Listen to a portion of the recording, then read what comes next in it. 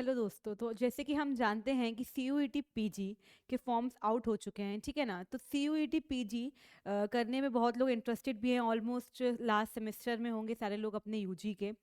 तो हम ये देख रहे हैं कि सी यू ई टी जो पी जी है, C U G P G economics, mainly मैं आपको C U E T P G economics की कौन कौन सी यूनिवर्सिटीज़ हो सकती है और आपको आपके पैरामीटर्स को देख के किस किस यूनिवर्सिटीज़ में आप लोग एडमिशन के लिए अप्लाई कर सकते हैं, इस चीज़ को हम लोग आज थोड़ा सा इस वीडियो में देखेंगे। ठीक है। तो C U E T U G, U G नहीं, C U E T P G की यदि हम बात करते हैं तो C U E T P G economics, main जो हमारा टॉपिक है C U E T P G economics की भी हम यदि आज बात कर रहे हैं, तो C U E T P G economics को लेके बहुत सारे क्वेश्चंस होते हैं कि किस किस यूनिवर्सिटीज़ में अप्लाई करना चाहिए। भाई मेरा अगर जैसे ग्रेजुएशन में अगर हमारा जो सब्जेक्ट रहा है वो अप्लाइड मैथमेटिकल रहा है, तो मुझे आगे पीजी किस यूनिवर्सिटी से करना चाहिए। यदि मेरा पूरा थ्योरेटिकल कॉन्सेप्ट रहा है तो मुझे पीजी किस यूनिवर्सिटी से करना चाहिए। कुछ यूनिवर्सिटीज़ में मैथ्स कंपल्शन होता है, कुछ यूनिवर्सिटीज़ में मैथ्स कंपल्शन नहीं होता है।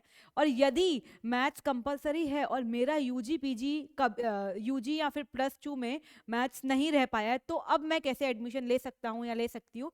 ये सारे क्वेश्चंस को आज हम इस वीडियो में क्लियर करते हैं, ठीक है ना। तो जैसे कि हम देखें कि सी यू ई टी को अगर अभी देखें, अगर हटाएं, तो पीजी इकोनॉमिक्स, ये जो पीजी इकोनॉमिक्स, अब इकोनॉमी में मास्टर्स कहाँ कहाँ से कर सकते हैं, तो वो आप कर सकते हैं जैसे कुछ ISI हो गया, ठीक है। स्टैटिस्टिकल इंस्टीट्यूट जो है, कुछ आईआईटीज भी हैं जो लोग मास्टर्स करवा रहे हैं किसमें, इकोनॉमिक्स में, ठीक है। इसके अलावा MSc है, मद्रास स्कूल ऑफ इकोनॉमिक्स, ये भी काफ़ी फेमस इंस्टीट्यूट हैं। ये सारे फेमस मोस्ट मतलब टॉप इंस्टीट्यूट्स में आते हैं किसके लिए, इकोनॉमिक्स में पीजी के लिए, ठीक है। इसके बाद हम देखते हैं IGIDR हो गया, ठीक है। जो महाराष्ट्र वाला है IGIDR। इसके अलावा हम फिर आ जाएंगे JNU हो गया, जैसे हमारी सेंट्रल यूनिवर्सिटीज़ हैं, HC हो गया, BHU हो गया, ठीक है। तो ये सारी, तो किस यूनिवर्सिटीज़ में कैसे एडमिशन लेना चाहिए और किसको ISI पे फोकस करना चाहिए, किसको IIT पे फोकस करना चाहिए, या किसको JNU BHU इन यूनिवर्सिटीज़ पे फोकस करना चाहिए, इसको हम जानते हैं। तो जैसे कि देखिए ISI की अगर हम बात करें तो ISI के दो इंस्टीट्यूट है, एक कोलकाता वाला, ठीक है, एंड एक दिल्ली वाला, ठीक है। दो इंस्टीट्यूट है हमारे ISI को लेके जो कि पीजी इकोनॉमिक्स करवाते हैं, मास्टर्स करवाते हैं इकोनॉमिक्स में, वो की हैं हमारे कोलकाता और दिल्ली वाले। इसके अलावा हम देखें तो IIT भी हैं, तो IIT में हमारे दो, एक दिल्ली IIT और एक गुवाहाटी, ठीक है। ये जो IITs हैं ये पीजी इकोनॉमिक्स कराते हैं, और एक और हमारा IIT होता है कानपुर। ये इन तीनों ने ही कोर्स लॉन्च किया है किस पे, किसके थ्रू, आप IIT जो जैम होता है ना, गेट, इसके थ्रू आप लोग पीजी इकोनॉमिक्स के लिए इसमें अप्लाई कर सकते हैं। MSc मतलब बोल सकते हैं मोस्ट प्रोमिनेंट रिनाउंड इंस्टीट्यूट है इकोनॉमिक्स को लेके, मद्रास स्कूल ऑफ इकोनॉमिक्स, ठीक है। इसके अलावा IGIDR इंदिरा गांधी, ठीक है, institute for development and research हो गया। इसके बाद JNU हो गया, जवाहर नवोदय यूनिवर्सिटी, ठीक है। Hyderabad university, central university of Hyderabad, Banaras Hindu university. तो ये सारी यूनिवर्सिटीज जो हम बोल सकते हैं टॉप की हमारी यूनिवर्सिटीज हैं, जिस पर आपको फोकस करना चाहिए यदि आप इकोनॉमिक्स में MA या MSc करना चाहते हैं, ठीक है। मास्टर्स इन आर्ट्स या फिर मास्टर ऑफ आर्ट्स या फिर साइंस, तो इससे आप लोग कर सकते हैं। अब हमको ये देखना है कि हम किस पर फोकस करें, हम ISI IITs की तरफ फोकस करें कि हाँ हम सेंट्रल यूनिवर्सिटीज की तरफ फोकस करें, ठीक है ना। तो यदि आप, हम पैरामीटर्स देखेंगे पहले कि हम क्या पैरामीटर्स हम लेके चलें कि हमारा, हमको फोकस करना है IITs की तरफ या हमको फोकस करना है सेंट्रल यूनिवर्सिटीज की तरफ, ठीक है। तो यदि आपका पैरामीटर, यदि आप क्वांटिटेटिव की तरफ जाना चाहते हैं, यदि आप क्वांटिटेटिव इकोनॉमिक्स में आगे अपना करियर परस्यू करना चाहते हैं, ठीक है ना, मतलब आप कॉर्पोरेट वर्ल्ड की तरफ जाना चाहते हैं, तो कॉर्पोरेट वर्ल्ड भी बोल सकते हैं, या क्वांटिटेटिव टर्म्स में यदि आप अप्लाइड, जिससे अगर आपका यूजी में इकोनोमेट्रिक्स वगैरह आपने पढ़ रखा है, ठीक है, या फिर आपका मैथमेटिकल जो पोर्शन है वो बहुत स्ट्रांग है, मैथमेटिकल पोर्शन स्ट्रांग है, और आपका मेन मोटिव, यदि आपका मेन मोटिव जो है वो प्लेसमेंट लेना है, ठीक है। कुछ लोगों का मेन मोटिव प्लेसमेंट लेना लेना होता है, और कुछ लोगों का मेन मोटिव जो होता है वो किस चीज से रिलेटेड होता है, वो होता है कि हमको UPSC की तैयारी करनी है, या हमको इंडियन इकोनॉमिक सर्विसेज की तैयारी करनी है, या अदर गवर्नमेंट एग्जाम्स की तैयारी करनी है। तो उस टाइम पे वो हमारे क्वालिटेटिव के फॉर्म पे आ जाएंगे। मतलब वो हमारा आ जाएगा कि थ्योरेटिकल नॉलेज की बात हो जाएगी वो। तो जिनको थ्योरी पर बेस्ड करना है उनको किस यूनिवर्सिटीज पे फोकस करना चाहिए, और जिनको क्वांटिटेटिव या प्लेसमेंट जिनका मेन मोटिव है वो उनको किस पर फोकस करना चाहिए। तो यदि आपका मेन मोटिव प्लेसमेंट है और आपका मैथमेटिकल जो है वो काफ़ी ज़्यादा स्ट्रॉन्ग है, तो आपको फोकस करना चाहिए जो मैंने बताया ISI इंडियन स्टैटिस्टिकल इंस्टीट्यूट, ठीक है, IITs पे फोकस करना चाहिए, या फिर DU जैसे कि मास्टर जो करता है दिल्ली स्कूल ऑफ इकोनॉमिक्स, इस पर फोकस करना चाहिए, या फिर MSc Madras school of economics. In universities पे आप अपना फोकस रखिए। यदि आपका जो मेन मोटिव है, आपकी टारगेट यूनिवर्सिटीज, ड्रीम यूनिवर्सिटीज, इनको आप रख सकते हैं यदि आपका जो मेन मोटिव है वो क्या है, प्लेसमेंट है, और मैथमेटिकल है अगर आपका पूरा जो नॉलेज है। यदि आपका जो मेन मोटिव है वो आपका हो गया IES के आपको एग्जाम की प्रिपरेशन करनी है, आप ग्रेड बी की एग्जाम्स देना चाहते हैं, ठीक है, यहाँ कुछ लोग अलॉन्ग विद द स्टडीज, क्योंकि अब ग्रेजुएशन हो गया बट उनको मास्टर्स करना है, अलॉन्ग विद दैट उनको प्रिपरेशन भी करनी है, तो आप लोग फिर किन यूनिवर्सिटीज पे फोकस करें, तो उस टाइम पे आप लोग फोकस कर सकते हैं JNU, BHU Banaras Hindu university, या फिर हैदराबाद यूनिवर्सिटीज। ये यूनिवर्सिटीज कंपैरेटिव टू इनके थोड़ी सी क्या होती है, फ्लेक्सिबल होती हैं, जिसमें से कि JNU को हम एकदम टॉप में रख सकते हैं, क्योंकि JNU में क्या होता है कि आपकी अटेंडेंस की बहुत ज्यादा कंपल्शन नहीं होती है, ठीक है ना, अटेंडेंस जो होता है वो फ्लेक्सिबल होता है, कि आप लोग अलॉन्ग विथ मास्टर्स अपनी प्रिपरेशन जो है वो बहुत ईजिली कर सकते हैं। हाँ, इन यूनिवर्सिटीज में होता है कि आपको ऑलमोस्ट 60 to 70% अटेंडेंस का कंपल्शन होता है, बट क्लासेस क्योंकि मास्टर्स में आ जाते हैं तो हम ज्यादा हमारी क्लासेस लगती नहीं है, ठीक है ना, दिन में 2 क्लासेस या वीक में होंगी 6-7 क्लासेस, तो आप अलॉन्ग विद दैट इसको मैनेज कर सकते हैं। बट यदि आप इन यूनिवर्सिटीज पे जाके मास्टर्स करेंगे और सोचेंगे कि हम प्रिपरेशन भी करें, तो लाइक वो चीज़ पॉसिबल नहीं होती, क्योंकि यहाँ पर आपको पूरा टाइम सेमेस्टर्स को देना पड़ता है, ठीक है। तो ये आप लोग को पहले अपने दिमाग में फ्रेमवर्क बना लेना है कि हमको फोकस किस पर रखना है।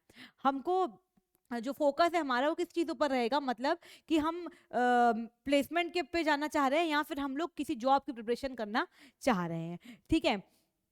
अब क्या डिटेल्स, अब जैसे मैंने बोला कि JNU, अब मैंने आपको JNU को बोला कि अगर मैं इसको टॉप की सेंट्रल यूनिवर्सिटी में रखूं, ठीक है, यदि मैं इसको टॉप की सेंट्रल यूनिवर्सिटी पे रखूं, तो कुछ तो ड्रॉबैक भी होंगे कि आपको ये अटेंडेंस तो नहीं मांगेगा, JNU जो अटेंडेंस तो नहीं मांगेगा, बट JNU में एक बात ये है कि वो CGPA नहीं बनने देगा आपको, ठीक है ना। CGPA आप थोड़ा सा इसमें बनाना क्या होता है, कंपेरेटिवली टफ होता है, ठीक है, जिससे क्या होता है, जिससे आपके जो थोड़ा सा जो API स्कोर है, जब आप PhD आगे परस्यू करेंगे तो उस पर प्रॉब्लम्स आ सकती हैं। यही यदि हम हैदराबाद को देखें, HCU को देखें, और कंपैरेटिवली BHU को भी देखें, तो इस पे आप लोग जो स्कोर है, इस पे आप गुड स्कोर थोड़ा सा क्या बोल सकते हैं, गुड स्कोर अचीव करना कंपैरेटिवली इसमें टफ है ना, इसमें थोड़ा सा क्या है हमारा, इसमें थोड़ा सा इजी हो जाता है स्कोर अचीव करना HCU और BHU में।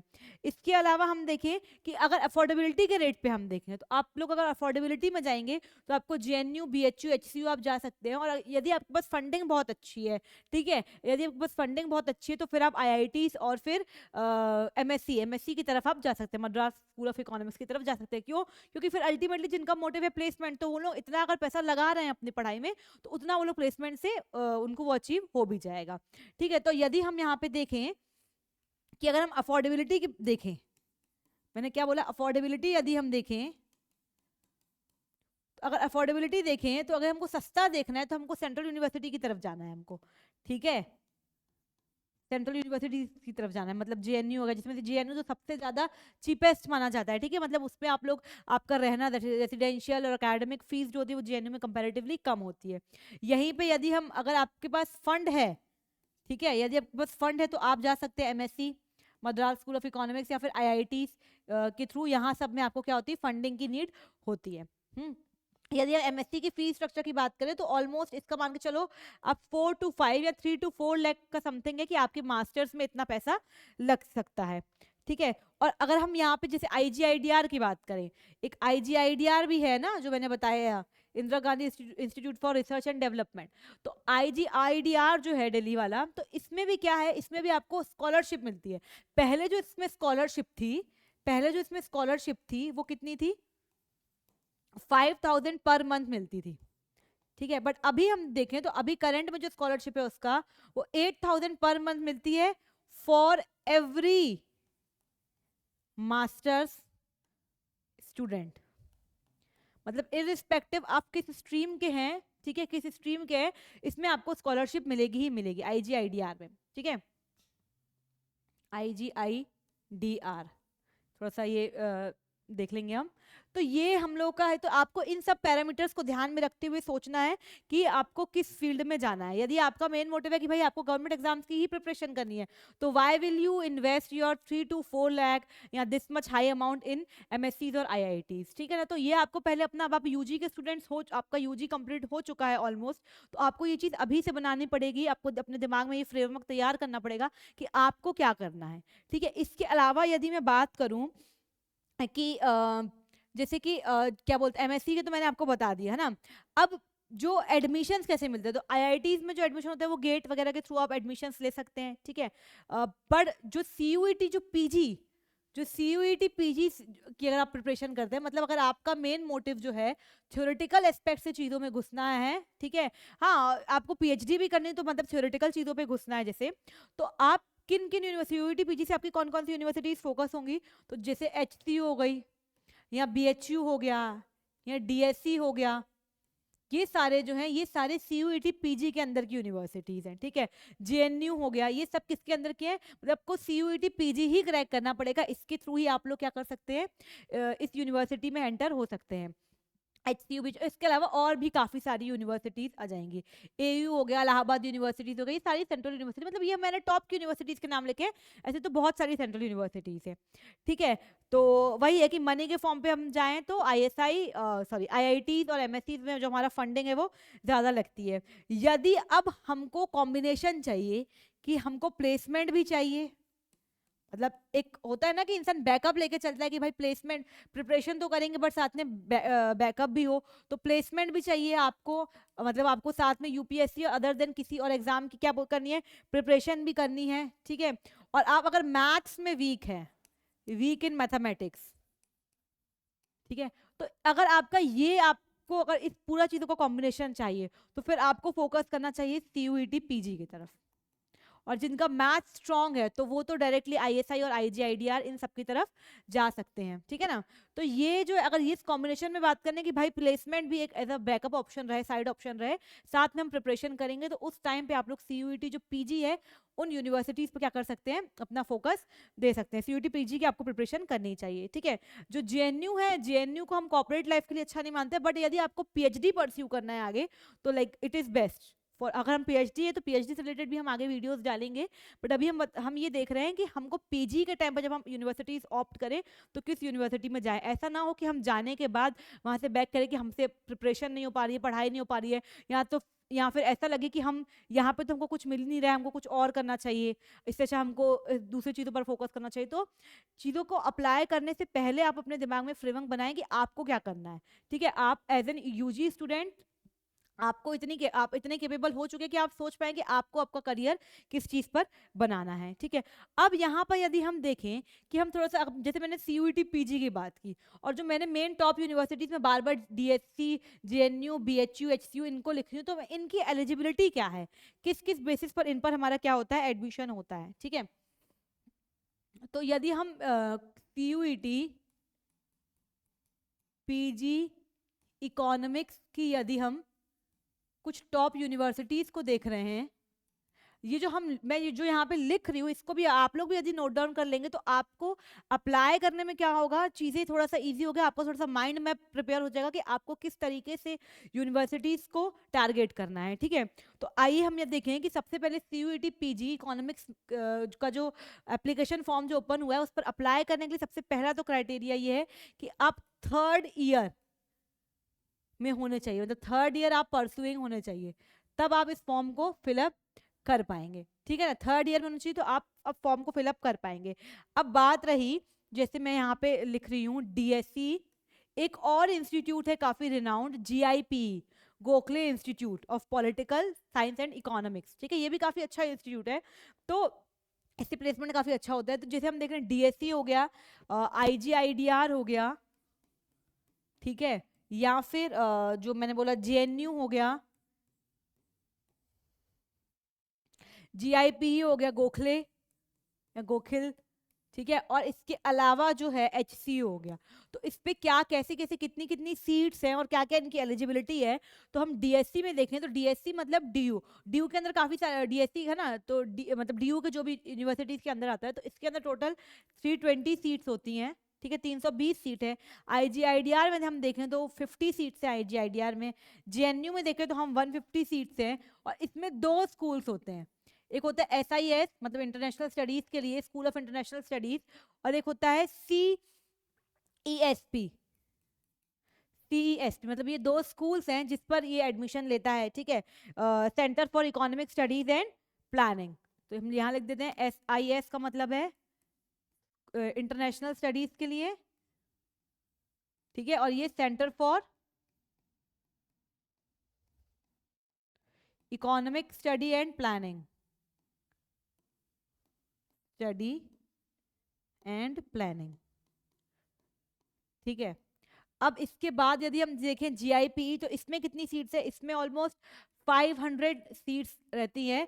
और इस ये जो GIPE है गोखल है, ये टोटल 7 स्ट्रीम्स में कराता है अपना क्या, इकोनॉमिक्स में मास्टर, मतलब इसके 7 अलग अलग स्ट्रीम्स में इनका बटा हुआ है। इस पर हैदराबाद देखें तो हैदराबाद में इन टोटल 112 सीट्स हैं और ये 2 स्ट्रीम्स में मास्टर्स करवाता है। एक होता है हमारा फाइनेंशियल इकोनॉमिक्स में, इसकी कौन सी 7 स्ट्रीम्स है इसको आप लोग थोड़ा सा गूगल कर लेंगे डिटेल में।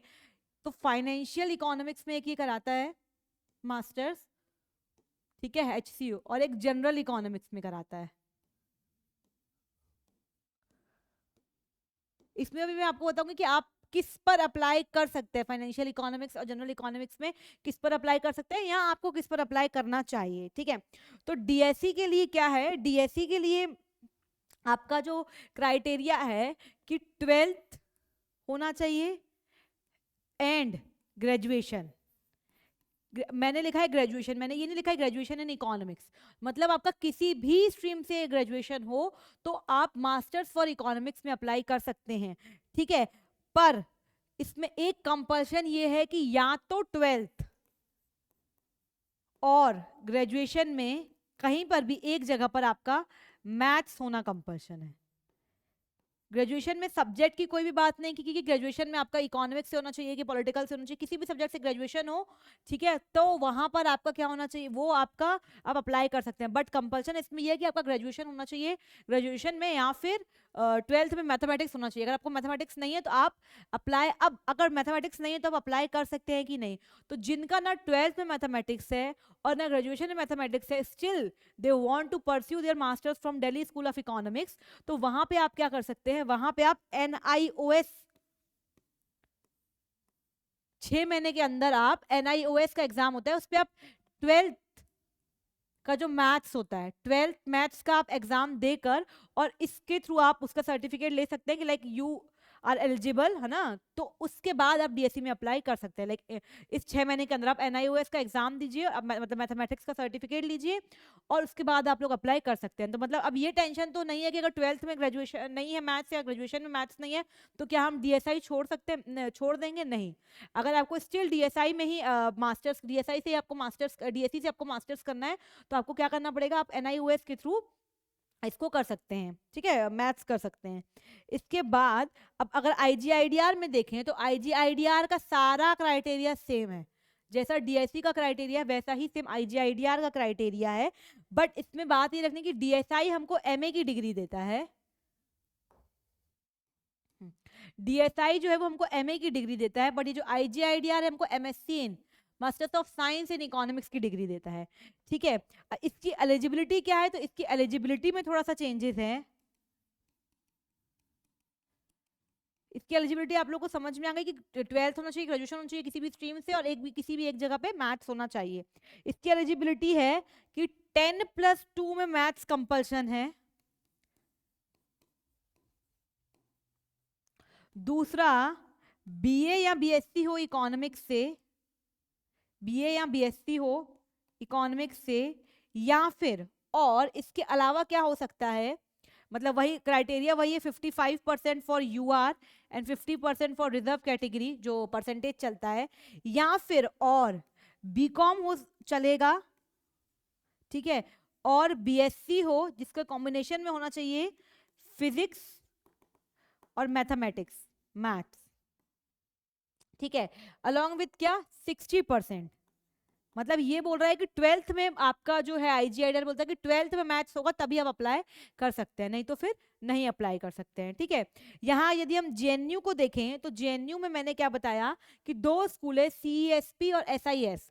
तो SIS के लिए वही है कि ये क्या है, इंटरनेशनल स्टडीज, और CSP क्या है, इकोनॉमिक स्टडी एंड प्लानिंग। तो इसके लिए आपको CSP के लिए जो है वो मैथ्स रिक्वायर्ड नहीं है, इसमें मैथ्स जो है CSP के लिए जो है वो मैथ्स रिक्वायर्ड जो CSP के लिए, हाँ मतलब मैथ्स एलिजिबिलिटी में नहीं आता है, बट मैथ्स रिक्वायर्ड है, मतलब आपको होनी आनी चाहिए, आपको मैथ्स आनी चाहिए 12th तक की, बट एलिजिबिलिटी में नहीं है। बट इसकी एलिजिबिलिटी में है कि आपके पास मैथ्स होना चाहिए, सेम एज अगर नहीं है एलिजिबिलिटी, अगर मैथ्स नहीं है तो आप NIOS के थ्रू सर्टिफिकेट लेके अप्लाई इसमें भी कर सकते हैं, ठीक है ना। इसमें रिक्वायर्ड, इसमें CSP में मैथ्स क्या है, रिक्वायर्ड है कि आपको मैथ्स आनी चाहिए, ठीक है। कोई सर्टिफिकेट नीडेड नहीं है कि आपने मैथ्स लिया हुआ है, ऐसा नहीं है, बट इसमें क्या है, आपको मैथ्स का कंपल्शन है SIS में, ठीक है। और कंपैरेटिवली बोल सकते हैं कि इसका जो अगर आप देंगे तो इसका SIS का जो थोड़ा सा एग्जाम होता है, जो क्वेश्चंस होते हैं वो मैथमेटिकल ज़्यादा है, और जो ये CESP है, central for economic study and planning, ये थोड़ा सा क्या है, थ्योरेटिकल पॉइंट ऑफ व्यू से ये थोड़ा ज़्यादा है। GIP में टोटल 7 स्ट्रीम में जैसे कि मैंने बताया, और इसमें 12th में मैथ्स होना इसमें भी क्या है, कंपल्शन है। और वही बात है, यदि नहीं है तो आप अब ये आप क्राइटेरिया और एक बार देख सकते हैं कि अगर मैथ्स नहीं है तो क्या NIOS जो है वो उसको एप्लीकेबल मान रहा है, कि वो NIOS वाला मैथ्स का सर्टिफिकेट को एप्लीकेबल मान रहा है कि नहीं।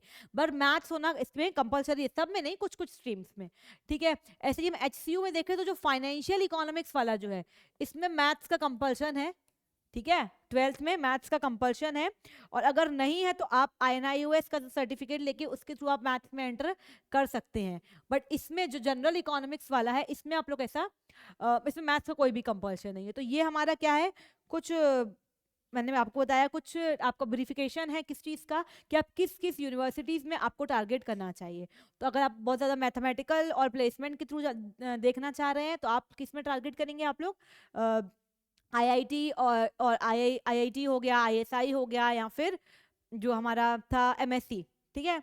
और फंडिंग भी है आपके पास, ये भी एक बहुत बड़ा क्राइटेरिया है। और यदि आपको फंडिंग नहीं है, आपका मोटिव है कि आपको सिर्फ मास्टर्स करना है, अलॉन्ग विद दैट आपको प्रिपरेशंस भी करनी है अपनी जॉब के लिए, गवर्नमेंट जॉब के लिए, तब आप लोग इस पर फोकस करेंगे, इन यूनिवर्सिटीज़ पर आप लोग फोकस कर सकते हैं, ठीक है ना। तो ये सारी क्राइटेरिया। अब अगर हम CUET PG की बात करें तो ये सब चीज़ों का प्रिपरेशन हम लोग चल रहा है, तो आप लोग इस सब चीज़ों का कोर्सेज देख सकते हैं CUET PG के लिए अकेडमी पे, ठीक है। और अगर इससे रिलेटेड आपको और भी जो भी इन फ्यूचर डाउट होते हैं तो आप लोग बताइए, कमेंट करिए, तो उससे रिलेटेड मैं इसकी और वीडियोस डाल दूंगी। थैंक यू, आज के लिए इतना ही। आगे ही ऐसी इन्फॉर्मेटिव वीडियोस के लिए हम लोगों को आप लोग को हम लोगों के साथ, मतलब विरासत एकेडमी के साथ आप लोग को जुड़ना होगा, ठीक है बच्चों।